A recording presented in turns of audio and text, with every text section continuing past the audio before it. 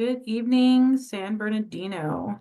I hope that you guys can see me and hear me, and we will make sure that we are live for all.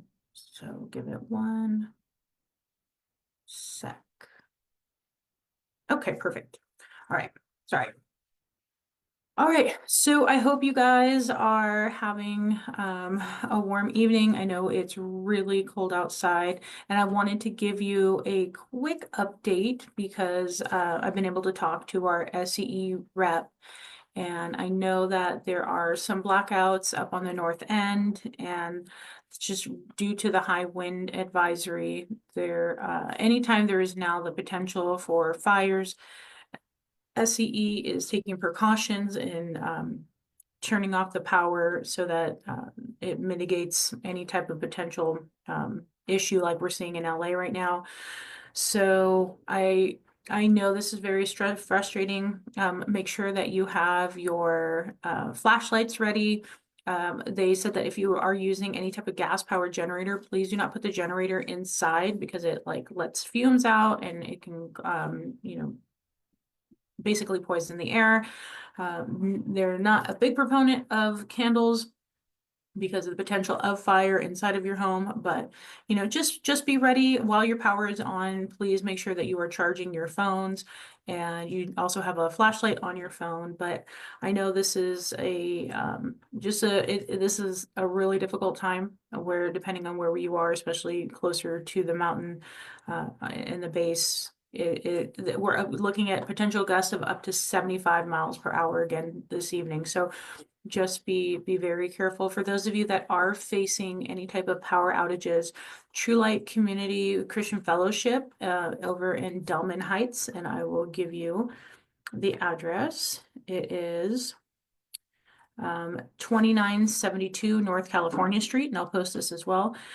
Tomorrow night and Thursday night from 4 to 7 p.m. If you're being affected by the power outages, you can come get a hot meal and then just be in a warm environment, as well as they're going to be showing movies. So if you are having issues, this is a place for you to go to. So okay, with that being said, hi Scott, hi Victor.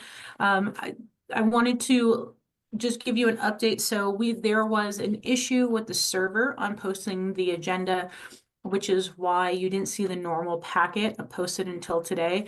The agenda was posted. You had to go to the HTML version, and you had to download like each of the individual items, which is where all the backup material was. So everything should be up and fine. You should be able to access what you need to and see the agenda in its entirety. And that's what we're going to go over tonight. So hi, Eloisa. Thank you guys for joining. Okay, let's jump in. So this is what is going to be going on at our council meeting this Wednesday. Okay, make sure you guys can see it. Perfect. So what we have going on Wednesday, January 15th from 4 p.m. to 4 p.m. to closing. 4 p.m. is closed session and 5 p.m. is open session. So there's quite a bit of things coming up for closed session. We have some existing litigation of workers' comp cases, along with some guardian ad litem cases. We have a previous case through the police department. So remember that if you have any issues, or if you want to know more about these cases, you can always take the case number that you see, which is normally like SIV, SB, and then whatever's after that. And you can put it into the San Bernardino Superior Court, and they will be able to show you what's going on with the case information. There is also one item that is listed as significant exposure to litigation. So that's not listed, or that's one item. It's not specifically listed what that may be. And then we have another item, public employee appointment and performance evaluation process, criteria, timing, goal setting, and other preliminary matters for the city attorney, city clerk, and city manager. And I just want to cover that because I know like in our last meeting, it was very confusing. And so I want you to know that like we understand as a council and we are going to make sure to the best of our ability that the agenda really reflects what it is that we're discussing, because it is about making sure that we ensure stability, that when the public comes, you guys know what we're talking about. I think that having things that are misleading or even to the point of upsetting is not good. It really is for us to be able to have these discussions. There's some things that that can't be discussed in public. So, but that doesn't mean that you don't get to know what's being discussed. And so, to the extent of the topic, you have to be able to come to the meetings, look at the agenda and be like, all right, well, I want to be able to give you my opinion on the appointment or evaluation process. That's vital. And we're making sure that you can see that it was a really big thing in the last meeting. And so we're just going to have to do better at it. So after all of those court cases, then at 5 p.m., we're going to do the invocation and the Pledge of Allegiance. Welcome, Councilwoman Calvin. Thank you for joining. Presentations. So a proclamation honoring disabled American veterans, Chapter 12, for 100 years of service in the city of San Bernardino. So that'll be great. Then they're going to, if we're going to report anything out from closed session, that'll be reported. And then public comments for items listed on the agenda and not listed. So remember, this is your opportunity as well in closed session. So you can come to closed session on any one of those items and you can give a 3-minute public comment. Then when we get to open session, you can then again give a 3-minute public comment on anything on the agenda or not on the agenda. And that's separate from a public hearing. So you have another opportunity to speak. Then the city manager is going to give their update. And then there are actually 4 public hearings. So you could potentially speak, depending on if you really want to, up to 6 times. Each public hearing is its own individual time and you can only speak to that issue. So just so you know, you can't come up and, talk about, street paving when we're talking about, vacating a street or doing something with it. So just remember, so the first public hearing that we're going to have is a resolution approving the issuance of revenue obligations by the California Enterprise Development Authority through Benevolence Industries, a federally qualified health center agency within the city of San Bernardino limits. So if this is something that affects you or that you like or dislike or whatever, you can come sign up separately and then give your own input on this. The next one that you can come and talk about is a resolution approving a street vacation of a portion of Lola Place east of North D Street and north of West Baseline Street and the reservation of utilities therein. So this is in the 2nd Ward. If any of that, you're close to that proximity or you want it or don't want it, you can come talk about this. Now, here's the thing. Any of these public hearings that are within a proximity of I believe it's now 1,000 feet of the area, you should be noticed that these are coming up. These public hearings are directly relating, especially if they're within your living distance or your businesses. And then you have another 4th public hearing, an annexation, a drive-through restaurant located south of Hospitality Lane and west of Tippecanoe, to Community Facilities District. And then the recommendation is just holding a public hearing and adopting the resolution. So if that is something that you want to talk about, you can come in that. So any one of those 4 or all 4 of them or 2 out of 4, you can speak completely separately to than your public comment. And then there's a 5th one, a public hearing, Piedmont Mobile Home Estates located north of Highland and east of Piedmont to a Community Facilities District. So like everybody that is in this area would be noticed and then able to come and speak. So if they want to become a special district, community facilities district. So, and then if you want to speak on it, well, and you're not in that, you can. So, okay, that's the big stuff. These could take, public hearings could take a minute, or they could take, 20 minutes. It just depends on how many people want to come and speak to it. Then on the consent calendar, so these are issues that are supposed to be non-controversial and do not take discussion. However, a council person can pull an item to ask a question or to give a comment on. So just be aware. And there are some things that, and that I've seen that I will be able to ask some questions on, and maybe there are going to be things that you have questions as well. So, hi, Gregory, thank you for joining. All right, so the first thing on the consent calendar is to accept a grant, $1,000 grant from from Best Friends Animal Society. So this is, as I've learned, an opportunity to continue to help with services for community members in veterinary or spade and neuter. So this is always good when our city's receiving money. So that'll be accepted.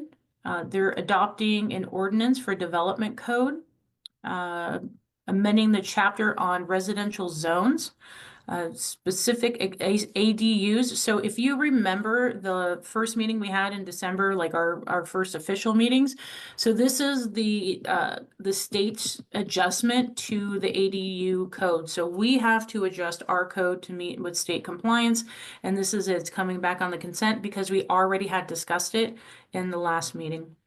And remember, too, what's important is we have our own discussion on ADUs, and we can also create our policy as long as it doesn't as long as it doesn't interrupt what the state is trying to do, we can set our own standards. So we have to be in compliance, but we also have, if we don't have anything in place, we got to follow this. So I know that ADUs are a big thing because we need to make sure that we are properly monitoring them, that code enforcement is being able to make sure everything is up to standard. And so that was the discussion we had previously before. Then we're going to be talking about imposing liens totaling $243,380.52 on certain real property to recover costs for code enforcement abatements. So I know this is also this is something that when it gets brought up, one of the things that I made sure to ask today is that we're ensuring that people are getting proper notice of when these liens are being put on their house. So they should be receiving bills to recover the costs, and then after these bills are ignored, they get a lien put on them by the city saying that you have to recover this money. Now, sometimes people show up and they're like, "Hey, I was never received notification, except now I've gotten this notification of a lien." Which is always interesting, right? You always get the final notice, but not any other notices. So the city is ready for that. And I know that there have been in the past people who have been fined for things that are incorrect. So if you ever do have a question, if this does come up for you, you can absolutely reach out to the city to resolve that. And I highly suggest that you do. And then we have a resolution declaring intent to annex another territory community facilities district. And this is the Watt EV truck charging at the intersection of West Century and Southeast. So if you know, down towards the animal shelter, this would become a part of a facilities district within the city where we would, levy special taxes on it. And that's pretty standard for what we're bringing in. And they're also doing that with the Chipotle that's coming over at G and 5th Street. So annexing in, making sure that we're able to collect and maintain that portion of the city. Then we have a resolution updating the CompuShare Debt Trustee Service Signature Authority. So this is actually, and I learned this today, this is for the finance department and making sure that their systems are up to date.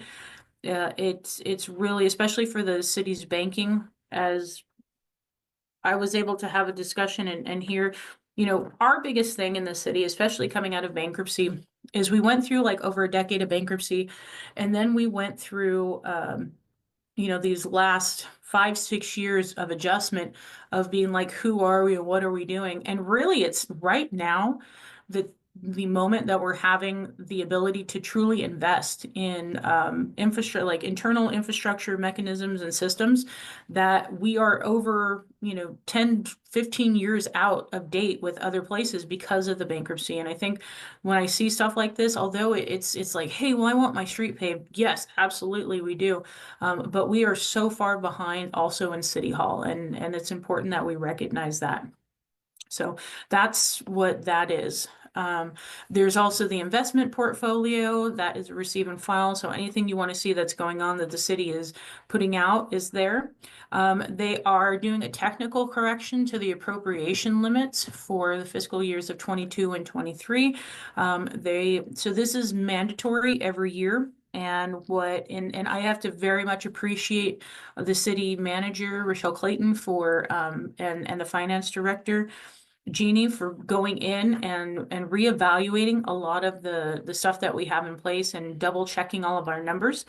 This is an opportunity to for them. They found an error. Now they're going back to correct that error because the appropriation limits are set by whatever last year was. That's the new moving forward number, and whatever that number ends, then we're moving forward with that number. So that's what they're going back to correct, which is good.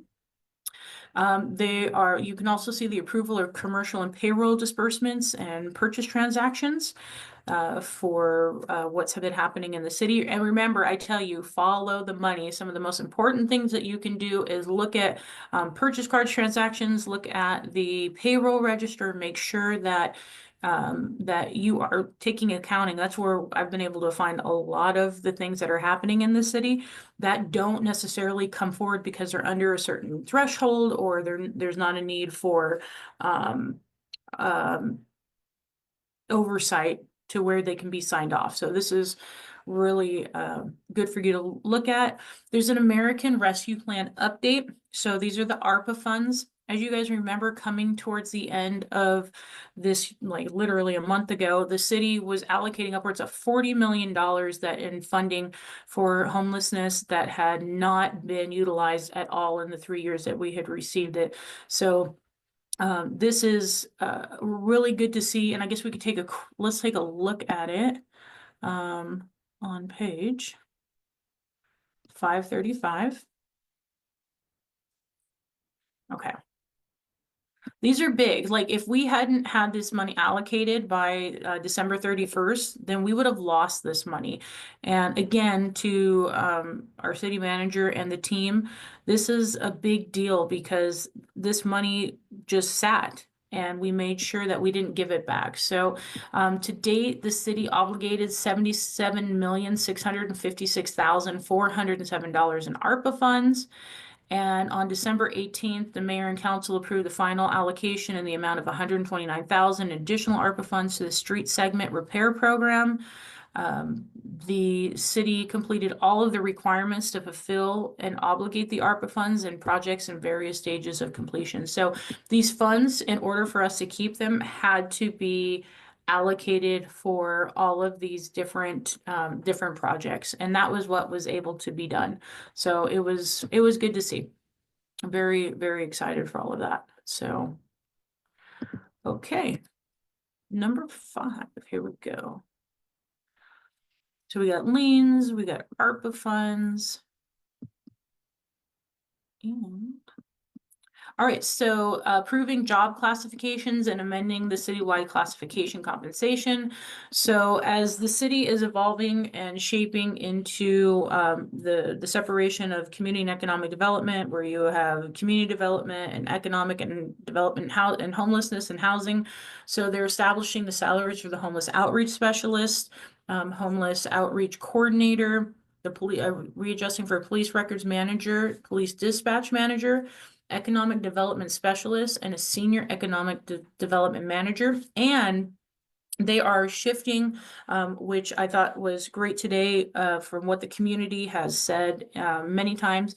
Instead of trying to hire just a veterinarian full-time, they are moving to hire a veterinarian per diem that, works based on, their independent schedule. And so I was really happy to see that come back, because I know that's been a conversation that the community has had, in their 3 minutes. So these are, I mean, just more streamlining, but it's really good to see. Then this is pre-approval of the mayor's reimbursement travel. So the mayor will be traveling to the Yale Mayor's College. This doesn't cost us anything now. We just approve the travel and then the reimbursement when the mayor returns. And then approve the purchase of a mobile stage trailer in the amount of $191,390 for special and citywide events. So if you remember, this was Liddy Gutfield had talked about this last year, and I think this is really awesome to come forward. It gives us an opportunity just to do more when there are special events, and being able to put on, like have a stage presence wherever something may be happening. So I'm really happy to finally see that. I know it's taken a bit, but it's that type of investment. And just like, it seems like a little thing, but it really is. It's something that we should just have. So then we're going to accept $60,000 from a Kaiser Permanente Community Fund, again, for Park and Recreation. And this money is going to be used and allocated towards helping pay for swim lessons, access to swimming, and lifeguard training. So this is an additional year of receiving that grant for Park and Recreation. And then let's see. Someone is saying, is there a potential clawback? The guns gave not been the funds. It's disturbing that the funds allocated have not been dispersed. So all funds have been dispersed, just so you know, with there is not going to be any clawback on the ARPA funds. Is that what you're talking about, Rebecca? Luckily, our city manager came in at the end and made sure that everything at the December 18th meeting was done. Everything was signed off and allocated for the American Rescue Plan Fund. So there is no, we're not having to do that, and that's good on our part, especially for what we had already pre-planned. So no, there will not be anything given back. Okay. Just want to make sure I was answering your question. Thank you. And these are really good questions. So thank you, Rebecca. It is important. And look, one of the big things in making sure, as we're talking about, having the books open and making sure that all of these monies, like, remember, one of the things about the city of San Bernardino is we are this opportunity zone. And so we are highly designated for federal and state funds. But at the end of the day, we have to do something with the money. So we have to hold up our end of the bargain. So what was allocated was not paid to one vendor without notification. Without being able to see something, I'm not, if you can send me any information, that would be great. So yeah, so we've got more money, so $60,000. And then accept a grant, $175,000 for the Department of Justice, Project Safe Neighborhoods. So this is revenue able to be used to help cover additional costs for PD, for patrols, for overtime, which is always great. I'll tell you what, the police department does very well with doing grant outreach. So that 175,000 would definitely be good. Hi, Rob. Thank you for joining. Hi, Miss Sophia. So then we're going to authorize the city manager to execute a 6th amendment with Dignity Health Corporation for police services agreement at the Community Hospital San Bernardino and St. Bernardine's. So this is allocating 2 police officers for 2 days at the 2 area hospitals. As I asked before, is this going well? It said yes, because this is now our 6th extension agreement. So the collaboration seems to be working for us and for the police department. And I'm sorry, I just realized you guys can't see me, but that's okay. So next time, I promise You just text, I will put my self view on here, but you're not missing much. So 22 is an award of construction agreement for the Energy Efficiency and Conservation Grant voucher for a solar retrofit. So these are the light poles and solar powered LED fixtures. So what we're doing is going out and fixing them, as you guys have seen on East Street. It's been really awesome, and we'll go out, put more of the light poles. And I do appreciate how well these have lit up our community. So this is a wonderful grant that I'm very happy that we're still moving forward.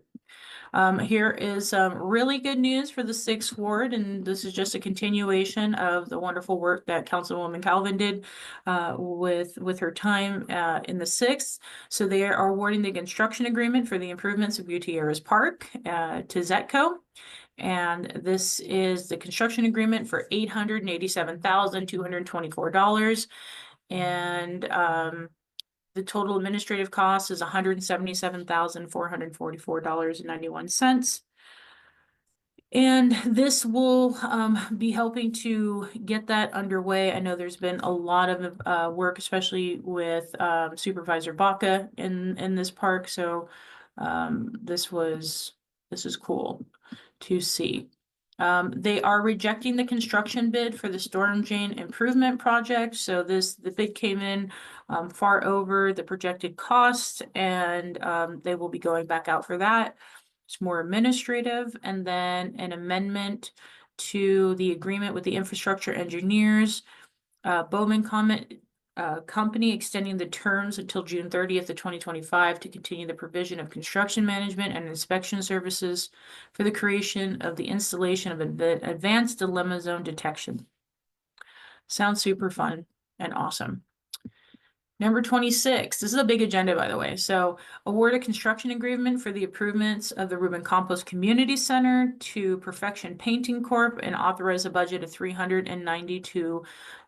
And so this is $392,520 in the 1st Ward. So the Ruben Campos Center is getting its improvements as planned. This is another great step for the community. And oh, good. Eloisa submitted a CRM for those lights. Great job. That is really, really good. And then, yes, Rebecca, I appreciate, like, you guys, anytime you have information that you can send, I really do appreciate it. So that we can all be on the same page and understand what's happening. So yeah, and Encanto Park. So here we go, Councilwoman Calvin again in the 6th Ward. Remember, what is so wonderful about the hard work that council people put in is like this lasting legacy towards making sure that things get completed. And it may not always happen right in that time frame of which people are there, but seeing this stuff come to fruition, like the Encanto Park project. So they are doing $198,888 of improvements, and they are assigning the contract. So this was on the CIP budget for an additional $24,178. And this project is moving forward as well. So the 6th Ward's got some good stuff moving and grooving over there. And then 28, the approval for the remaining grant fund allocations for change orders of Clean California local grants.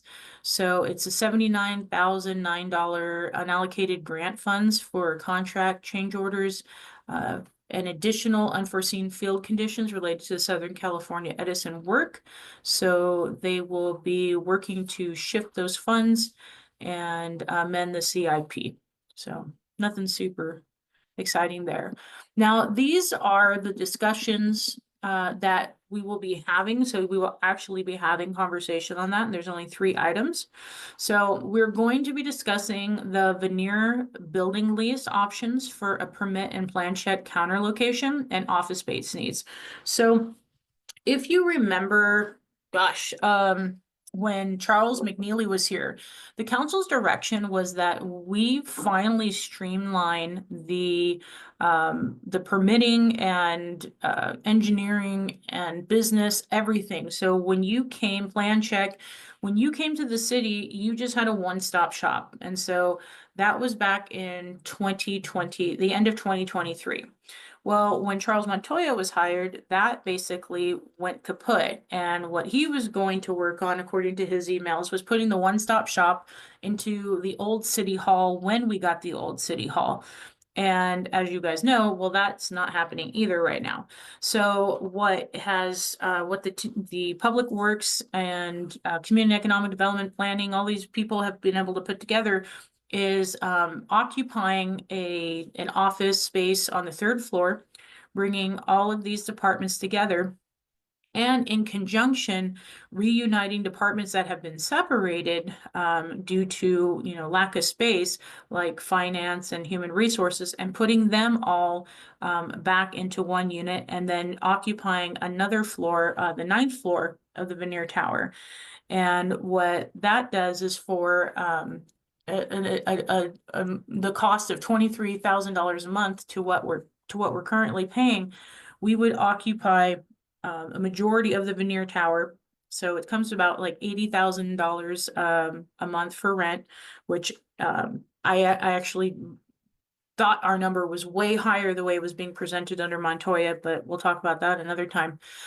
So what it does is it gives everybody the opportunity to come back into their own spaces, work amongst themselves, and gives us, I believe, an opening to really start looking at what we're doing with City Hall and come up with a good plan while having our permitting process become far more effective than it is now. So this is something that you'll be hearing us discuss and going back and forth with to find whatever solution we're going to come to. But it is finally, I mean, right, over a year later, this is finally being brought back to council with an actual plan and solution. And then there's going to be an unaudited fiscal year 23-24 year of end general fund financial update. So, Ms. Rebecca, this is important for all of you finance people. As the city is doing their upkeep and review, this is important for everybody to watch. Remember, we're coming into the mid-year review. We've just done those allocations for ARPA funds, so the budget is changing, and the numbers are going to be public so that we can see where we're at. And it is very, very important, as always, that we are always questioning what is happening and always making sure that there is oversight, because we are a city that went bankrupt for fiscal mismanagement, and we can't go back there again. And it never hurts to count twice. The more eyes, the better. And that's what really breeds the accountability and transparency in all of this. So make sure that you guys watch that one. And then last but not least, the VIP is Violence Intervention Program is back on. And so there was money left over from another account, from the Victory Outreach account, that the city will be allocating to the Young Visionaries. They will Operation New Hope, Connie Rice, and Loma Linda. So they will be basically readjusting their services for the remainder of the time that these funds exist. The VIP program is something that the community has strongly supported throughout the years, that the city is now meeting, the financial partnership with. And so I was happy to see this come back. One thing that I did, and I was letting Ms. Rebecca know earlier, that one of the, I'm sorry, did I say, please accurately identify that it is not Victory Outreach. Victory Outreach of San Bernardino is what's on the agenda. So I'm not sure. Okay. I'm just, what's on the agenda is they're listed as Victory Outreach San Bernardino, quote unquote, Victory Outreach. So, but one of the things that's really important in all of this, and that I've heard over the years with with each of the council members is requesting that we get reports back. So anytime that we are working with a nonprofit, that we are giving money to, what are they doing, right? What are you getting for the money that we're giving out? And what I want to make sure, and I've asked for, and I'll again repeat this tomorrow, is that we start receiving quarterly reports from all of these vendors. I think that it's really important for us to know, like, what are you doing and how successful are you doing? And is it worth the investment? That's one thing. I am always, happy to see, people out doing the things that their mission is, stating that they're doing. But if there are no deliverables, then we need to move on, and we need to invest and work with nonprofits that do return on what they're being given to do in our city. I mean, almost so many people say there's a nonprofit on every corner, and with as many people that are seeking to help the community, it's interesting how much help our community still needs. So I want to make sure that we don't have to keep questioning everything, because it's our money. And what's the point of having these if we're going to be ineffective in it? So that is where we are all at. And then we will give our updates on whatever meetings we have been able to attend, whatever's coming up. And that will be the end of our first meeting. So I hope you guys enjoyed that. With a little bit long, but good. I really appreciate everybody's input and watching and stuff. This is so important. I am gonna work towards doing this as a hybrid where we can do this in person as well as online at the same time. But give me a little bit on that because this is far more convenient and it's cold outside. So I appreciate all of you, and don't forget, if you are being affected by the winds on Tuesday and Thursday, True Light Community Fellowship on California Street in the 6th Ward, Delman Heights, will be available to serve dinner tomorrow night and Thursday night. And then please have your flashlights ready, charge your phones, and don't put your generators in your house if they are gas and you're trying to keep the lights on. Just stay safe. And remember that we're all in this together. So thank you guys so much. And then if you want to follow up online, please don't hesitate to send me messages, and I appreciate all of your input. And I will see you all Wednesday night. Remember, first we are going to engage, and then we're going to educate, and then we are going to empower. And so being present in your own government is as equally as vital as being present in your real life, because it is all one and the same. So thank you, thank you, thank you. Thank you, Scott, Victor, Rebecca, Eloisa, and all of you who joined me. I will see you Wednesday. Good night.